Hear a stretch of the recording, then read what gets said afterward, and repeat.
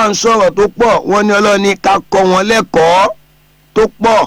ká kọ́ wọn lẹ́kọ̀ọ́ òun ni tọ́lọ́wọ́n ọba àlá ń sọ tabadẹ̀ tó wo bòmí náà Suratu Nisa Ọlọ́run ní yusikumullahu fi awladikum Ọlọ́run ń sọ fún wa ní pé ká mójútó àwọn ọmọ wa ká mójútó àwọn ọmọ wa ká mójútó àwọn ọmọ wa ká mójútó àwọn ọmọ wa Ọlọ́run sọ bẹ́ẹ̀ fún wa ṣe rí tá bá fẹ́ mójútó àwọn ọmọ wa a gbọ́dọ̀ gbìyànjú mímù mẹ́rin kan bẹ ká mójútó mímù mẹ́rin ká mójútó torí bẹ́ẹ̀ ni àwọn ọmọ wa ń rìn sí ibi tá a ti mójú a gbọ́dọ̀ ṣẹ̀ṣà ta lọmọ wa ó bá rìn ibo ni ó gbé ibo ni ó lọ a gbọ́dọ̀ ṣẹ̀ṣà nínú àwọn tá gbọ́dọ̀ mójú ọ̀nà alimanzil ibo la fẹ́ gbé torí ibi tá à ń gbé inú ilé tá à ń gbé ó ń contribute sí gbèsè ayé àwọn ọmọ wa ẹ̀dẹ̀ awo ibi tá a gbé ẹ má di awo condition àìní àbí kíní kan ká wá fi ba ọ̀la jẹ́ torí ọ̀la yẹn ṣàgbàyè ní ibi tá a fẹ́ gbé ẹ̀dẹ̀ agbìyànjú kò ní da kó jẹ́ pé ilé amúgbó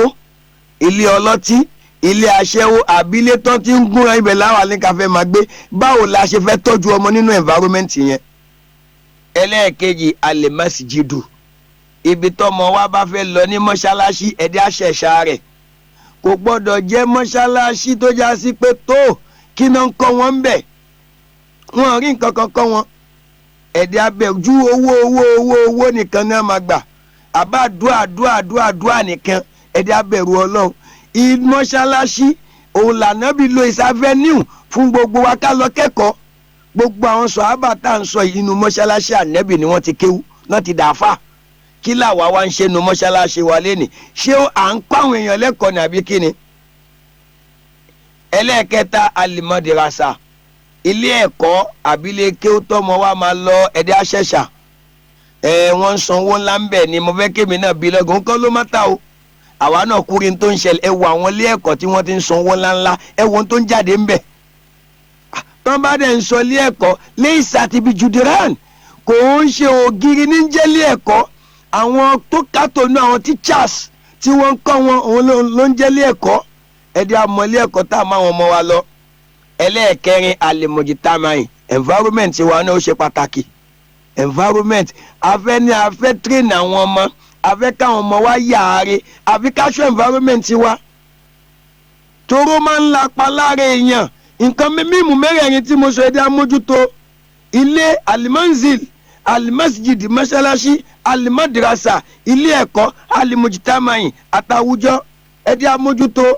ó ṣe pàtàkì púpọ̀ tán bá bi wá pé kí là ń torí ẹ̀ bímọ ṣebí torí ọ̀la ni ẹ̀dẹ̀ àwa mójútó làwa o torí ọ̀la ju èní lọ alágbára lè ṣe gbogbo nǹkan lénìí ẹ̀dẹ̀ á tètè ṣe tó yẹ ká ṣe torí tó bá máa di ọ̀la yẹn à ní lágbára mọ́ à sì gbé kábàámọ̀ kẹ́ni tó yá sí pé kò ní bá mọ́ ẹ̀dẹ̀ á jìyànjú ẹ̀dẹ̀ á ṣe dáadáa nínú àwọn tí rọmọdánù wa kọ́ wa nìyẹn ẹ rí i pé wáàsí lọ́tún wáàsí lọ́sì wáàsí ìdájí wáàsí ọ̀sán wáàsí àárọ̀ wáàsí ìrọ̀lẹ́ wáàsí alẹ́ wáàsí òru gan gbogbo ẹ̀ là ń gbọ́ ṣé kò wá ní ṣàǹfààní fún wa ní. ẹ̀dẹ̀ akọ àwọn ọmọ tó rí àwọn ọmọ wa ó ṣe pàtàkì àwọn lọ́la wa gbogbo àwọn tó bí wa wọ́n rí àwọn pé tàwọn ti ń lọ àmọ́ ni wọ́n ń dùn báwọn táwọn bí lélẹ̀ kí làwọn òbí ṣe fáàrí àbí ọlọ́run àní ọlọ́run kò ṣe dáadáa fún wa o èmi ọmọ ìyá yín Lukman Adébíyí Alótòfì kọlọ́ndẹ́ kó dáa fẹ́ ní kankan wa àwọn bàbá wa Prince Tajudeen Olúyọ̀lé Olùsí ọlọ́mọbániṣe bàbá ń pẹ̀lẹ́pẹ̀lẹ́ ọlọ́mọbániṣe wọ́n pẹ́ gbogbo àwọn èso yẹn ọlọ́ndẹ́ kí wọ́n yanjú ọlọ́mọbánidáyín sí dáwọn náà sí ọlọ́lá ilaha illallah ṣe gbogbo àwọn ọmọ yín ṣé wọ́n láṣọ ọ̀bọ̀ra fún yín ọlọ́lá hawla wàlá quwwata illa bilal aliyil azim àmín. Al-Mustaqim náà ni ètò tí ẹgbọ́n tán láti iléeṣẹ́ Radio Lagos 107.5 FM tiwantiwa adáwọ̀pẹ́ fún ọlọ́run ọba ètò yìí bàbá wa Honorable Jamiu Fọlọ́runṣọ́ Fáṣọlá ni wọ́n ṣe onígbọ̀wọ́ ẹ̀ gbogbo tí wọ́n ń gbà lérò pátápátá kí ọlọ́run ọba kó wọlá oṣù Ramadan yìí kí ọlọ́run ọba kó ṣe nírọ̀rùn fún wọn kọ́lọ́run jẹ́ kí ó ṣeé ṣe fún wọn kó wá gbà ní ìbádà lọ́wọ́ wọn ká ṣe ọ̀pọ̀lọpọ̀ ọdún láyé. Wassalamu alaikum wa rahmatullahi wa barakatuh.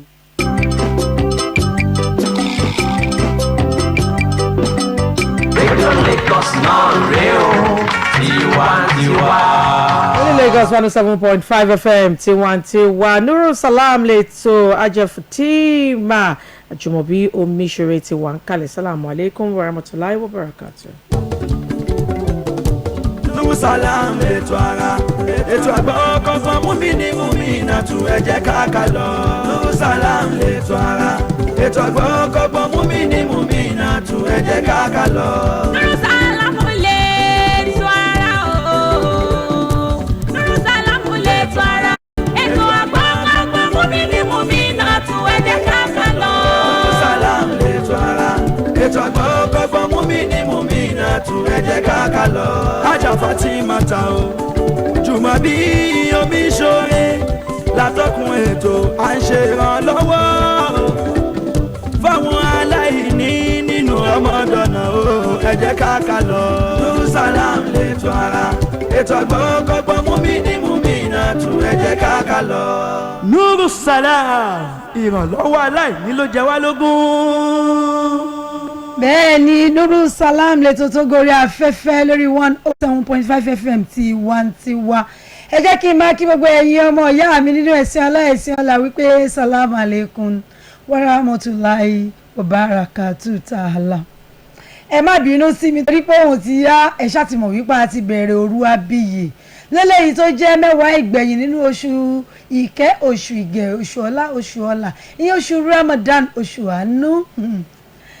bẹ́ẹ̀ wọ́n dẹ̀ ní pé kò ṣeé dúró wò torí wípé méjì nílé ayé o nínú kó o bẹ Ọlọ́run àbí kó o máa bẹ̀yàn. nígbà tẹ́mi ajá Fatima tí mi ò dẹ̀ ti lè bẹ̀yàn mo yá dúró tọ Ọlọ́run mi mo táwákálítù mo bolúwa dúró mo dúró tọ Ọlọ́run torí pé mo mọ̀ wípé Adéwálé Muhammad òun nìkan làláfẹ̀yìntì tó dájú tó jẹ́ wípé ẹbọ tèmi àjíkí ẹbọ mi àjígẹ̀ lọ́dọọdún tí n bá ti rú lẹ́ẹ̀kan lọ́dún ó máa ń sustain mi fọ́dún tó ń bọ̀ ní o ìyẹn ni tí n bá ti gba àwẹ̀ yìí tí n bá ti parí àwẹ̀ nínú oṣù Ramadan tí mo ti fi tọrọ nǹkan báyìí tó bá fi máa títí ọdún tó kọ báyìí ẹ wo mo kàn máa yọ̀tọ̀ mi nítorí wípé mo ti gba oore tó pọ̀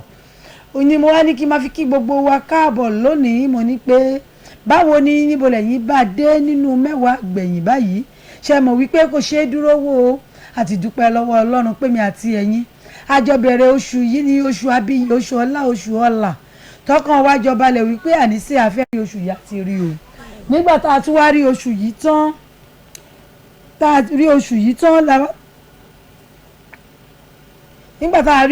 tán la wá tún wò wípé tó a ti rí oṣù abíyì kí la lè fi dé nínú oṣù abíyì yìí lẹ́yìn pé ká súnmọ́ Ọlọ́run èmi àti yín ti jọ súnmọ́ Ọlọ́run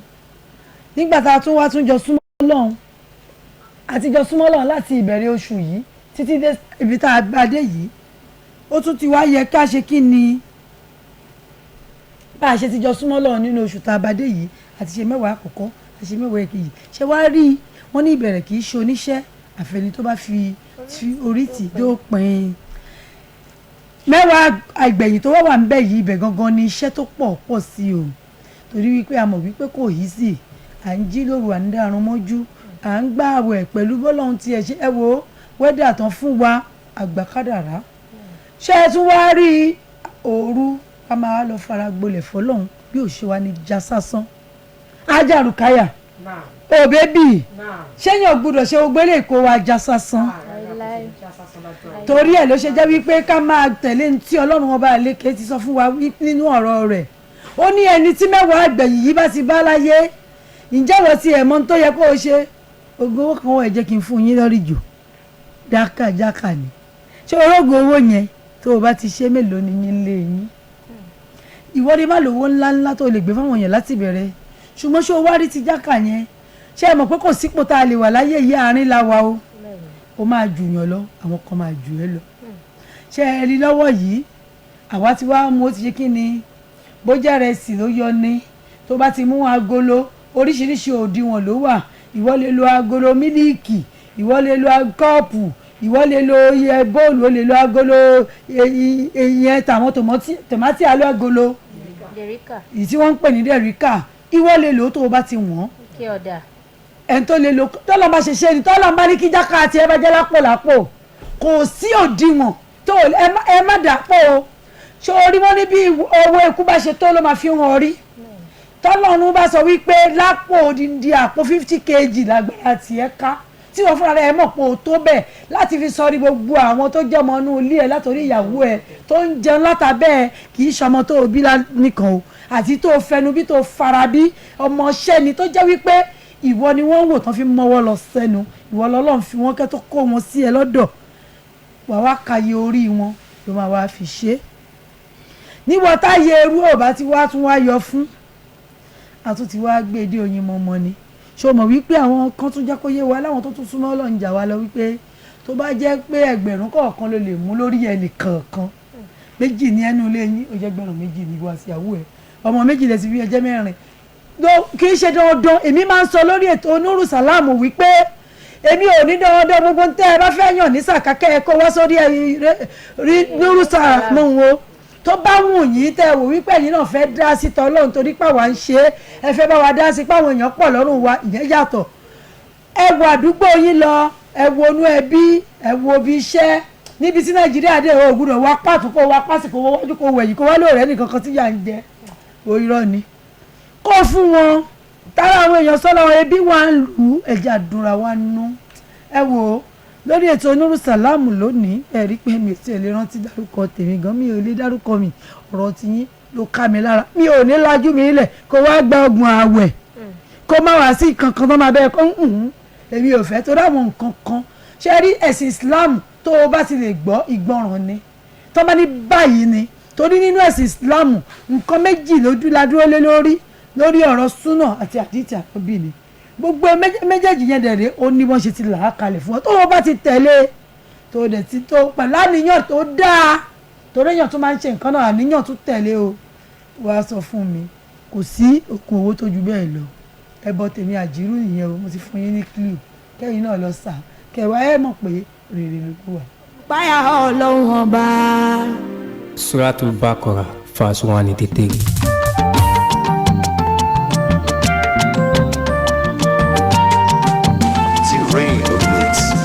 ọba tí ò pa wá kí Ramadan tó dé jọ̀wọ́ má pa wá nínú Ramadan yóò dákun má gbẹ̀mí wá tí Ramadan bá tán. ọba tí ò pa wá kí Ramadan tó dé òun ni ò pa wá bí Ramadan ṣe lọ dákun má gbẹ̀mí wá bí Ramadan bá tán. ọlọ́run tí ò pa wá kí Ramadan tó dé dákun má pa wá nínú Ramadan yóò dákun má gbẹ̀mí wá ọlọ́run má gbẹ̀mí wá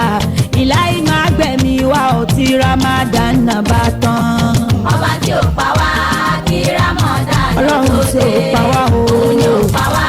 bí Ramadan ṣe lọ ọlọ́run ọba ní dákun má gbẹ̀mí wá bí Ramadan bá tán. ẹ bẹ̀rẹ̀ àwẹ̀ pẹ̀lú rírí oṣù àmọ́ tá ò bá rí káàkàṣà bá ń kó pọ́gbọ̀n ọlọ́run ní ká má ṣe gbàwẹ̀ lọ́jọ́ iyèméjì tàbí ọjọ́ kan ṣíwájú oṣù Ramadan ọjọ́ iyèméjì lọ́gbọ̀n ọjọ́ nínú oṣù Ṣàbán májẹ̀mú tó ń bẹ fẹ́ni fẹ́ gbàwẹ̀ tó gbọ́ kó jẹ́ ní tó ti bàlágà tó ní làákàyè tó lágbára láti ṣe ọmọdé tí ó bàlágà àwẹ̀ ń ṣe dandan fún àmọ́ a lè fi kọ́ tí ò bá ní jẹ́ nira fún obìnrin tó ń ṣe nǹkan oṣù àwẹ̀ dèwọ̀ fún àmọ́ ó ní láti san alárùn ọpọlọ àwẹ̀ ò tọ́ sí wọn ẹni tó járúgbó tàbí aláàárẹ̀ tí ò nígbà kan tí wòsàn máa dé aṣàwẹ̀ léèwọ̀ fún ṣùgbọ́n ó jẹ́ dandan fún wọn láti máa bọ́ àwọn aláìní dípò àwẹ̀ tí kò lè gbà aláboyún àtẹni fọmọ lọ́mú wọ́n jẹ gbèsè àwẹ̀ o àwọn arìnrìn àjò wọ́n lè gbà àwẹ̀ wọ́n sì tún lè má gbàwẹ̀ ipò tó bá bá a ló máa ṣàlàyé. ọba tí ò pa wá kí Ramadan tó dé òun ni ò pa wá. bẹ́ẹ̀ ni iṣẹ́ tí wọ́n ṣe là á kalẹ̀ mọ́ ní gbogbo nǹkan wá sẹ́ nínú ẹ̀sìn ọlá ló ní lílà o ṣe rí bí ajiya Afisat Sidiq ìyẹn ìyá ń wákà bí wọ́n ṣe là á fún wa irú àwọn èèyàn tó yẹ kó gbààwẹ̀ irú àwọn èèyàn tí kò yẹ kó gbà á tá a bá ti wá gba gbogbo yìí tán bẹ́ẹ̀ ni kọ́ bá tún wá tẹ̀lé ìlànà Ọlọ́run bó ṣe sọ fún wa náà ni torí pé kò sí nǹkan méjì tó dáa jù nínú oṣù tá a wà ju kéèyàn máa ṣoore lọ oṣù ọrẹ la wà yìí oṣù ìdùnnú ni oṣù tó yàn máa ń ṣe èmi máa ń pe oṣù náà ní buy one get 1 million free ni àní tó o bá ti ṣe nǹkan kékeré báyìí ẹ̀bùn ńlá ló fẹ́ fi gbà lọ́dọ̀ Ọlọ́run gbogbo ẹ̀yin tẹ́ ẹ ń wò tẹ́ ẹ ń darapọ̀ mọ́ wa lórí TikTok ẹ máa bá wa share ẹ̀ bẹ́ẹ̀ ṣe ń wò yẹn kò ní dáa kẹ́yìn nìkan jẹ́ àǹfààní ẹ má jẹ́ ká láhùn pẹ̀lú ẹ o tẹ́ ẹ bá ṣe ń bá wa share yẹn kó máa rìn káàkiri kó kálukú kó máa gbọ́ mo wá ní pé mẹ́wàá àti gbẹ̀yìn yìí jákà tí a fi tó o bá mọ̀ wípé o lówó gbogbo nǹkan tá a sọ yìí Ọlọ́run ò ní ṣe wá ní tálíkà o mo ní pé 1000 ní lórí èèyàn kan kó wá kàyé tán bá jẹ́ tán wà lábẹ́ ẹ̀ tó o bá wá réèyàn tó o fẹ́ fún o lè fọwọ́ náà lórí ètò Nurusalam torí pé owó la fi ń ṣe gbogbo nǹkan tá à ń ṣe láti ìgbà tá a ti bẹ̀rẹ̀ àwọ̀ yìí bẹ́ẹ̀ ṣe ń gbọ́ mi iná owó lásán oúnjẹ tá à ń fáwọn èèyàn owó ni ṣùgbọ́n tó o bá láwọn tó tún súnmọ́ ẹ tí ò ní ìwọ tún fún wọn o bó ṣe yẹ kó wà nìyẹn àti mọ̀ wí kẹ́ẹ̀dẹ̀ wa máa rántí láti máa tọrọ ìdáríjì ẹ̀ṣẹ̀ torí gbogbo wa pátápátá àti ṣẹ̀ o kọ́lọ́ kó dáríjì wá ní torí ẹ̀ lèmi ṣe sọ wípé ẹ máa sọ níṣẹ́jú wípé Allahumma iná kà fún o tùyíbù lè yá fún wa fà fún wa ní Allahumma iná kà fún o tùyíbù lè yá fún wa fà fún wa Ọlọ́run foríjì mí o kí n ṣe kòǹgẹ́rẹ́ ọmọ pé ní àsìkò tá a wà yìí ìforíjì Ọlọ́run àforíjì Ọlọ́run ní kẹ́ ẹ máa gọ̀fúrùlà ó ní ká máa tọrọ torí wípé ojú wa àti fi dẹ́ṣẹ̀ ẹnu wa àti fi dẹ́ṣẹ̀ ìrìn wa kò sí nǹkan tá a fi dẹ́ṣẹ̀ ìdí nìyí tó fi jẹ́ wípé ká máa tọrọ àdáríjì ẹ̀ṣẹ̀ torí pé ẹlẹ́ṣẹ̀ ní gbogbo wa àti dẹ́ṣẹ̀ tó pọ̀ kò wá ní dáa ká ṣe gbogbo ohun tá a fẹ́ ṣe yìí ká wá ṣe é lásán o torí èmi ń gba àwẹ̀ ni mo fi ń tọrọ orin lọ́dọ̀ olóòmí ò dáyẹ̀tì o kò ní dáa kí gbogbo àwẹ̀ 30 ọjọ́ wa lọ bọ́ sí dáyẹ̀tì nígbà tá a bá tẹ̀lé ń tọ́lọ̀ ń bá ní ká ṣe lórí ètò Nurusalam lẹ́wà Hajiya Fatima Jumobi Omisore pẹ̀lú Tóyìn tòmátò alájà Tóyìn tòmátò tó lè ọlọ́wọ́ bọ́tìnì mi baby sugar Hajiya Rukayat Bọ́lájókòó Ọ̀ṣínúgà Àyàdékúnlé àbí bẹ́ẹ̀ ni ìwúrí yẹn 249 ṣé rí ẹ̀yin èèyàn mo ní wípé ṣe mọ̀ wípé tẹ bá ti ń bá wa gbọ́ lórí ètò Nurusalam ẹ mọ̀ pé kò sí nǹkan méjì táwọn máa ń ṣe bẹ́ẹ̀ ni wípé àwọn tó ti ń gbààwẹ̀ àwọn tó ń gbààwẹ̀ àbáwọn tí ò láǹfààní àti gbààwẹ̀ tó jẹ́ wípé n tó dí wọn lọ́wọ́ ni wípé kò sí nǹkan fẹ́ jẹ ní ṣìnà àti ní sáàrì àwọn làwa máa ń sọ wípé lórí ètò yìí o ò nídìí àti pé ẹ mo wá fẹ́ pè wọn ẹ kúìsì kan ní tí wọ́n bá ti tàṣẹ ìjíṣẹ́ sí olóòtú ètò yìí yẹn Hajiya Fatima Jumobi Omisore tí mo bá ń sọ̀rọ̀ ti tèmi náà ni wípé kémi ní kẹ́ ẹ wá gbóúnjẹ èmi náà kọ́ Ọlọ́run ni mo ṣe máa ń sọ wípé gbogbo ẹ̀dá pátápátá tó lọ́wọ́ nínú gbẹ́tò Nurusalam ò ṣe kú látọdún kẹwàá ẹ ò ní kú ẹ ò ní rùn ẹ ò ní tọrọ jẹ. ìdè oṣù àbí ìwọlé wa foríjì mi gbàdúrà mi nínú oṣù àpọ́nlé. Ramadan ti dé oṣù àpọ́nlé ti dé foríjì mi gbàdúrà mi foríjì mi gbàdúrà mi foríjì mi gbàdúrà mi nínú oṣù àpọ́nlé. Ramadan ti dé oṣù àbí ìwọlé wa foríjì mi gbàdúrà mi nínú oṣù àpọ́nlé. Ànábì ló sọ pé ẹni gbààwẹ̀ tọkàntọkàn tààràtàrà ara foríjì gbogbo ẹ̀ṣẹ̀ tó ti ṣẹ̀ lọ́dọ̀ Ọlọ́run. Ramadan ti dé oṣù àbí ìwọlé wa foríjì mi gbàdúrà mi nínú oṣù àpọ́nlé. Òórùn ẹnu aláwẹ̀ ó dùn mọ́lọ̀ nínú ó dùdú tí lọ́ fi dá àlèmísìkì lọ. Ìdùnnú méjì ló wà fún gbogbo aláwẹ̀ nígbà tó ṣínú bá túbọ̀ lọ́hùn pàdé torí gbígbàdúrà Ọlọ́run dákun gbàdúrà mi nínú oṣù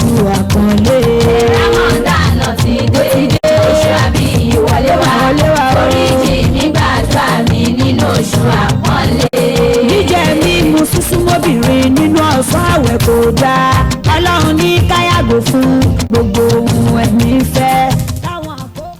bẹ́ẹ̀ ni wọ́n ní ká yàgò fún gbogbo nǹkan tọ́lọ́run bá pa wá láṣẹ wípé ká má ṣe in tó fi lè mú wá láti odidi ọjọ́ tó ti bẹ̀rẹ̀ títí tá a fi wá gbà á tá a bọ́lọ́run bá fi ṣọ́ ìtẹ̀mí àtẹ̀yìn tá a bá ṣìnà lólọ́ọ̀lẹ́ ìlú mà ti pé 23 yẹn 23 ó ti ń lọ ní bẹ́ẹ̀ ni bẹ́yìn àjọṣọ́ ṣe ṣe pé àwẹ̀ ò ní tán àwẹ̀ ti ń gẹ́gẹ́gẹ́gẹ́ èmi kan mo sọ bẹ́ẹ̀ bá ti bá aláyé tó ṣe máa ń kọ́ nìyẹn ṣé tí wá rí jẹ́ ìwọ tó o ti wá paramọ́ pẹnu mọ́ gba gbogbo nǹkan mọ́ ṣé ó wá dáa kó o tún máa wá tẹ̀lé bọ́lọ́run ṣe pa ìdílé yìí tẹ́mi fi sọ wípé kò sí o gbogbo wa pátápátá tálákà Ọlọ́run ni wá kò sẹ́ni tó ní àmọ́ nínú àníyàn yẹn ó di dandan kó o ṣàánú ó di dandan kó o fúnyàn oṣù yìí sẹ́ oṣù àánú ni torí wípé táwọn èèyàn bá ń gbàdúrà fún ẹ̀gán wọn ní kinní kan ló máa ń mádùúrà ó máa katapọ́ọ̀tù àdúrà lọ́bọ́lọ́run lókè ní sàárà ni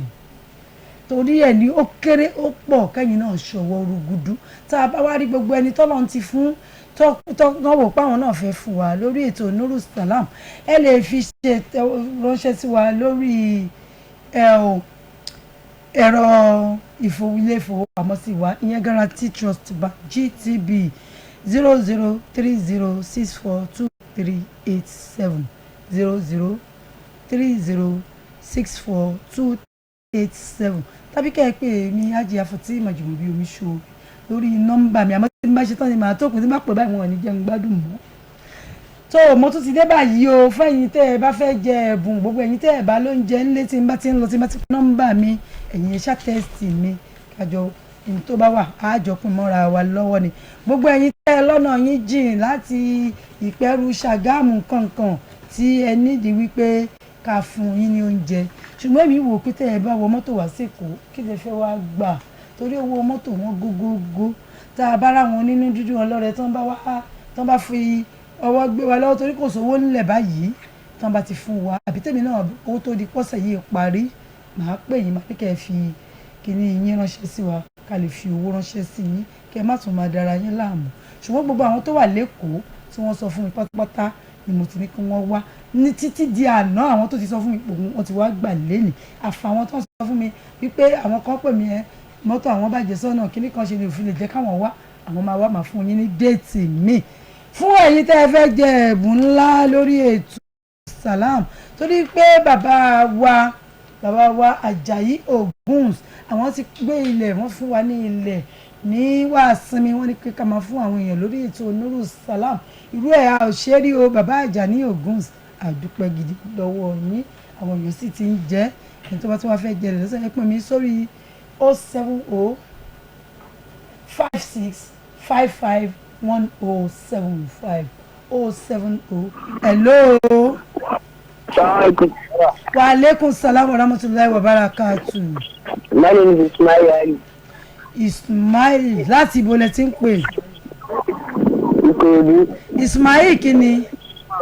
Ismail Ali. Ali. Nǹkan mélòó ni ànábì wa Muhammad fi sílẹ̀ fún wa? Mo ní nǹkan mélòó ni ànábì Muhammad sallallahu alayhi wa sallam tó fi sílẹ̀ fún wa? Nǹkan méjì. Kí ni méjèèjì ọ̀hún? Islam àti àwọn tíra ẹ̀. Irọ́ ò gbà bó ṣe yẹ kó ẹ sọ́kọ̀ yẹn.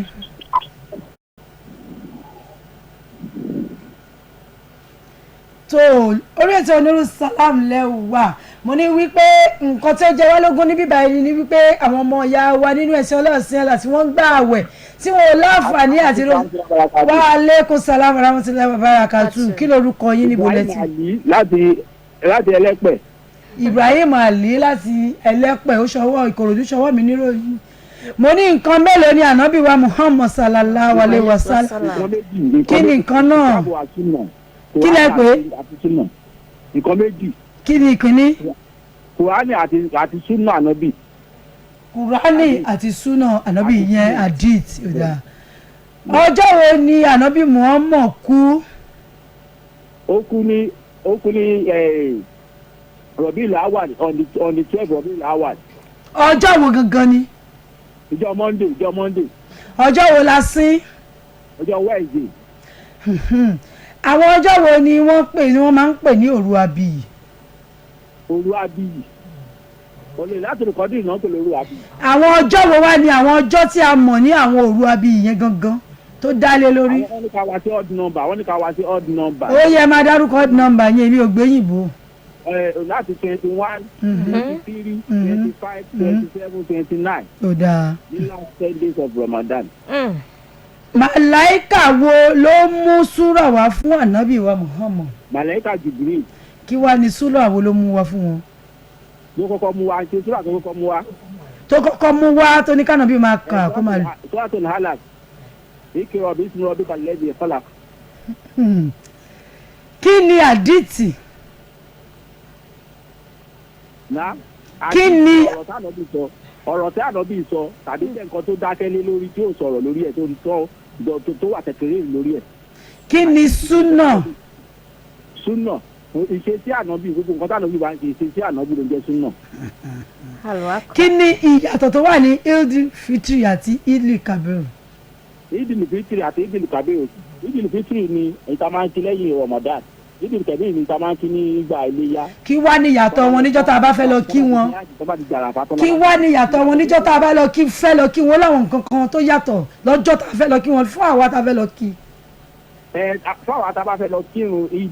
a máa gba ọwọ́ ọ̀tún lọ àwọ̀sọ tó da àwọ̀sọ tó mọ́ àgbọ̀wọ́ ọ̀tún lọ àdé ìgbọ̀wọ́ ọ̀tún padà tá a bá ti ń bọ̀. ìyẹn yàtọ̀ ó ní nǹkan kan tó yàtọ̀ nínú méjèèjì. ọkùnrin máa lo lọ́fíńdà sàkátìlù fitiri a máa gbọ́dọ̀ yan sàkátìlù fitiri kó tó ta lọ sí ìdìlù fitiri a gbọ́dọ̀ yan sàkátìlù fitiri wa bẹ́ẹ̀ ti ti ìdìlù tẹ̀bí àníyàn kò ní ìdìlù sàkátìlù. àmọ́ ní nǹkan kan tá a gbọ́dọ̀ ṣe. a gbọ́dọ̀ ṣe. a gbọ́dọ̀ gba àwẹ̀ ńjọ́ yẹn. ìdìlù fitiri nǹkan.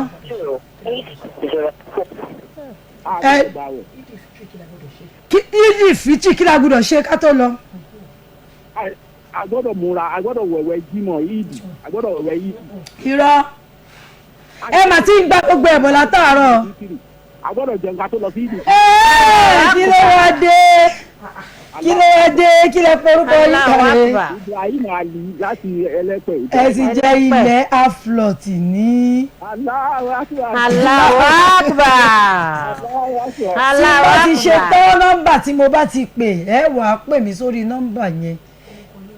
ẹ wàá pè mí tẹ́ bá wá ti rí pé ẹ ń pè mí mi ò gbé torí gbà mí àwọn ọ̀tọ̀ làwọn tá a ní máa ní kọ́ pọ̀ ọ̀tọ̀ làwọn tá a máa pè wá ẹ wàá kọ orúkọ yín àti nọ́mbà yín ẹ sọ pé ẹ̀yin ni báyìí báyìí àti àdúgbò yín bí ẹ ṣe ń pè snds sí mi lórí mẹ́sẹ̀gì èmi àti yín wá jọ sọ̀rọ̀ ṣùgbọ́n ó di lẹ́yìn àwẹ̀ kí n tó ráyè pé mo fẹ́ mú yín lọ o ní tí mo sọ fún gbogbo àwọn tó ti jẹ tẹ́lẹ̀tẹ́lẹ̀ náà nìyẹn. tó gbogbo ẹ̀yin tí ẹ bá lórí ètò Nurusalam làwà mo ní pé sàkáàtì fitiri wá ẹ wá yàn lórí ètò Nurusalam kábà yín pín fáwọn èèyàn ẹ yéé fi ṣí bíbomi sínú kànga ẹ yéé fi ṣí bíbomi sínú kànga kẹ́yẹ́ bí fáàfù pọnmi sínú apẹ̀rẹ̀ tí ò ní kún. mo dúpẹ́ lọ́wọ́ ṣàkọ́ yẹn ṣákírù òyìnbó onífóònù ní kọ̀ǹpútà fúlẹ̀jì mo ti rọ́wọ́ yìí o ọkọ Nikki Berry mi dáàdì ló máa lo mọ́ mi gbò lágbára Ọlọ́run kò ní jù báyìí lọ lórí ètò Nurusalam lónìí tó bá ti níjọ́ sátidé kẹ́ ẹ tún pàdé mi pẹ̀lú àkọ́tún ètò Nurusalam ẹ bá wàá gbàgbé lọ́la o láti pàdé wa fún ètò àgànláyé Hajiya Fatima Jumobi Omisore lórúkọ tèmi ọmọ wọn nífẹ̀ẹ́ òye bí tó jùmọ̀ rere ti mọ àsìlẹ̀ ayé ẹ pè mí sórí 07044247984 07044247984 ìwọ tó o bá pè mí o fẹ́ fún mi lẹ́bùn ìwọ tí o bá mọ̀ pé o fẹ́ gba oúnjẹ tẹ́sítì mi. orúkọ tèmi ni Tóyìn Tòmátò Ayabanjo. ẹ̀mí wa bí Ramadan lọ́ba tán. ànábì sọ wípé Ọlọ́run sọ wípé gbogbo iṣẹ́ ọmọ Ádámọ̀ tiẹ̀ ló ń ṣe àyàfà àwẹ̀ nìkan tọ́lọ́run ó ṣẹ̀san àwẹ̀ gbígbà jẹ́. Lagos náà rèé o tiwantiwa. ẹja lọ kí irun Magrib bismillah. àsìkò ìrun Magrib ti tó ọlọ́run ọba tí ọlá rẹ̀ ga jùlọ sọ nínú alukur'ani mímọ́ orí 41 ẹsẹ̀ 23 báyìí wípé waman ahsanu qawlan mimman da'a ila Allahi wa amila salihan wa qala innani minal muslimin. èyí tó túmọ̀ báyìí wípé kò sí ẹni tó dára jù ní ọ̀rọ̀ sísọ bí ẹni tó ń pè sójú ọ̀nà tọlọ́run ọba tó sì tún ń ṣiṣẹ́ rí tó wá ń sọ wípé èmi náà jẹ́ kan nínú àwọn tó juwọ́ jùsẹ̀ sílẹ̀ fún ọlọ́run ọba. ìpè ìrun magrib lẹ fẹ́ gbọ́ yìí. الله أكبر الله أكبر الله أكبر الله أكبر أشهد أن لا إله إلا الله أشهد أن لا إله إلا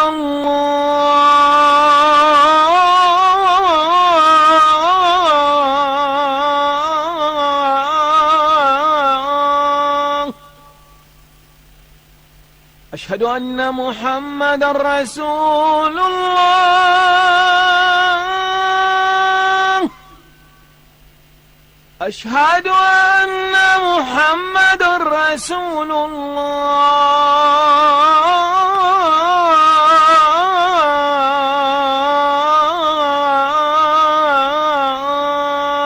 الله حي على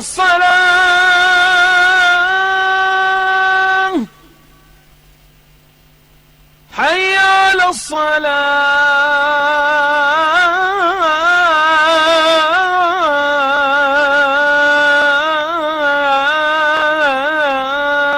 الصلاة حي على الفلاح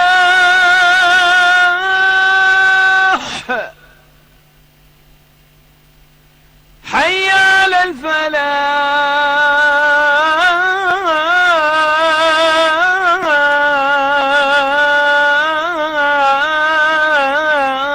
الفلاح الله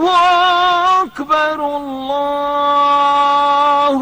أكبر لا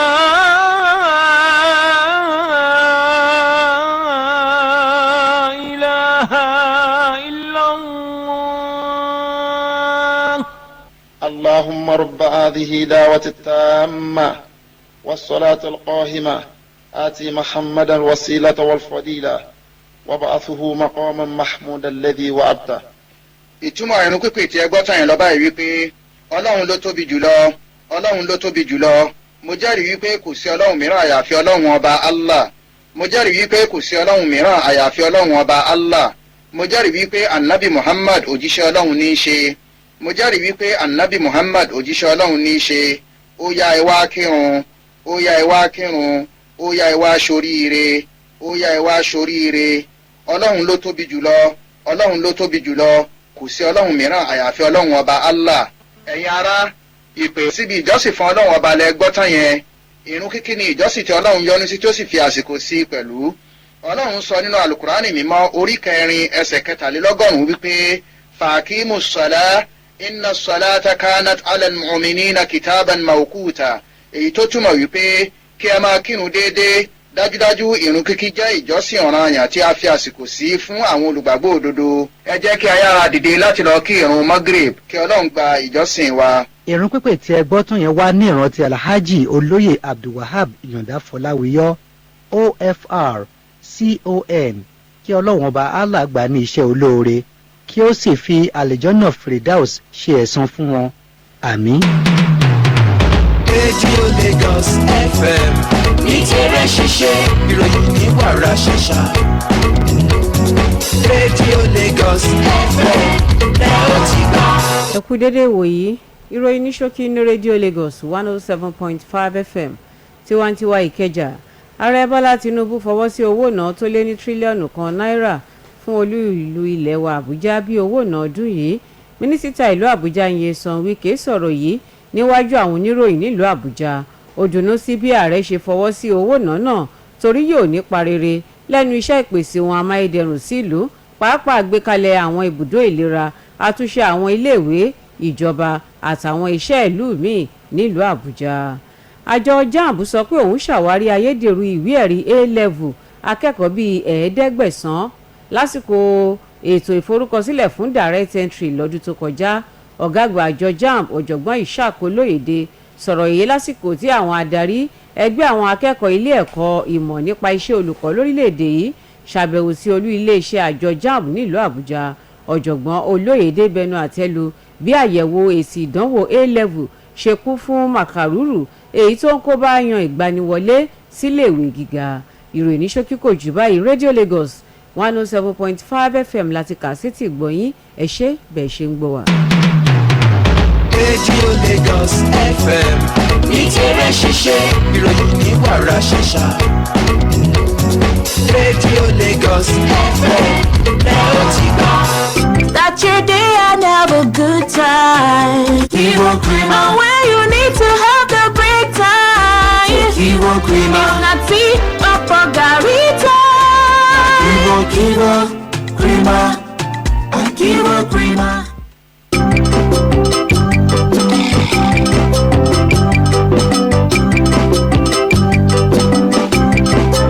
107.5 FM tiwantiwa olúfúnlọ́lá ọ̀nàkọ̀yà tí wọ́n á kalẹ̀ báyìí láti máa tukọ̀ ètò láàfin ara.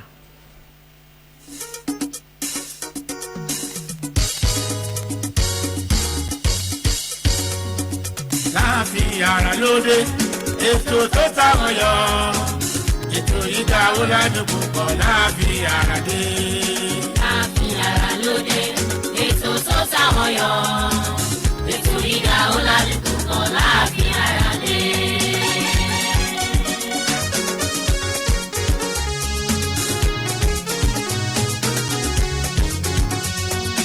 láàfin ara lóde ètò tó táwọn yọ ètò ìdá ọ̀làdùnkù kọ̀ láàfin ara dé. láàfin ara lóde ètò tó táwọn yọ ètò ìdá ọ̀làdùnkù kọ̀ láàfin ara dé. olùfúnni lálá ọ̀nà kọ̀ọ̀yà lóhùn sáfẹ́fẹ́.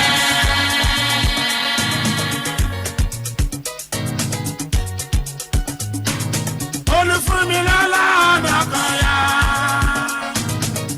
àbẹ̀tò nìṣó àfẹ́gbọ́. ìrírí lọ ọ̀rọ̀ ìjìnlẹ̀ máa bọ̀.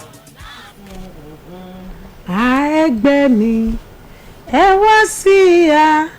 bó ti fẹ́lẹ́lẹ́ ogun Jésù fẹ́rẹ̀ dé tán afẹ́rẹ́ ṣẹ́gun dòdìmú èmi fẹ́rẹ̀ dé ọbẹ̀ ní Jésù wí rán dáhùn padà sọ́run pé àwa yóò dòdìmú máa ṣọ́nà dúró láì yẹsẹ̀ gbẹ́kẹ̀lé dìímú dìrọ̀mọ́ kó gbogbo àníyàn ẹ lé máa wò ó nìkan tẹjú mọ́ yọ̀ǹda rẹ̀ pátápátá fún nítorí pé gbogbo agbára lọ́run àtayé ó ń bẹ níkàáwọ́ ẹ̀ bẹ́ẹ̀ ni ọ̀sẹ̀ àjíǹde la wà yìí bẹ́ẹ̀ ni ọ̀sẹ̀ tí Jésù Kristi Olúwa tó jí dìde tójú ti àwọn ẹlẹ́gàn tójú ti àwọn oníjẹkújẹ tán kàn mọ́gi òun la wà yìí agbára àjíǹde ẹ̀ á ṣe ìyanu nínú ayé mi àti ẹ á ṣe ìyanu nínú ayé gbogbo wa eléyìí ni mo fi kí wa káàbọ̀ sórí ètò wa ètò yín ètò láàfin ara Olúfúnmilọ́lá Ọ̀nàkọ́yà lórúkọ tèmi mi lọ́mọ pé tó ara màá sọ ọmọ olóko láàwọ̀ òbí ọmọ ẹlẹ́lẹ̀ ńlá ìṣíwọ́ rèé tó fi gbẹ́rú bọ́ba tó fi bọ́ ìjòyè láàfin ó yá bá ṣe ń ṣe gbogbo ọjọ́ mẹ́jọ rèé tó fi ń dùn tó ń dùn rèé ẹ jẹ́ ká bẹ̀rẹ̀ ètò báyìí ẹ máa bá a kalẹ̀ lórí ètò wa ètò yín ètò láàfin ara.